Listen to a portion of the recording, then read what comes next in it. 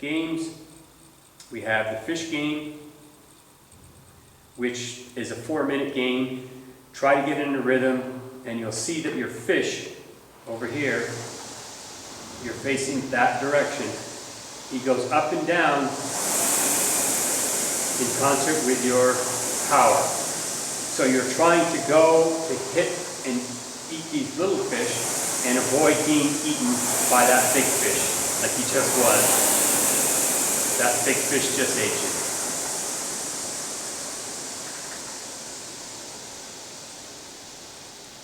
The other game is a biathlon, and it's pretty much an interval workout. You can set up a time penalty, so depending on how many you want to do, and you don't have to have a penalty in there, but it's pretty much an interval piece as well. Under information, just the overview. This will give you information about the rowing machine and the rowing, and you can just scroll down the pages.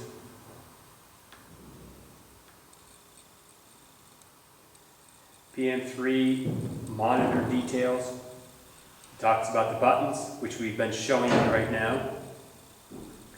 The basic data, again, pretty much what we've been going over already. So those are the good things that you can see that as you go through.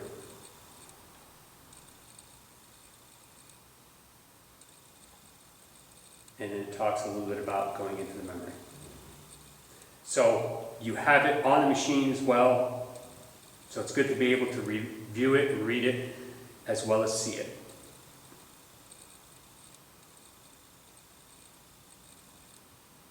How to row gives you a really brief introduction on how you're going to row and what you're going to do.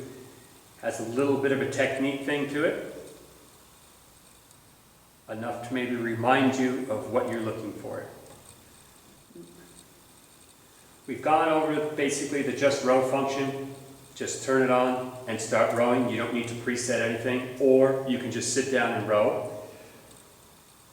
The workout is pretty much exactly what we described. It's just a matter of figuring out which workout you want to do, set it up, and then the machine will start to count down for you. The games, we talked about the fish game and the biathlon game. Under information, it gives lots of the overview of what we've just talked about so that you have it there as well and you can read it.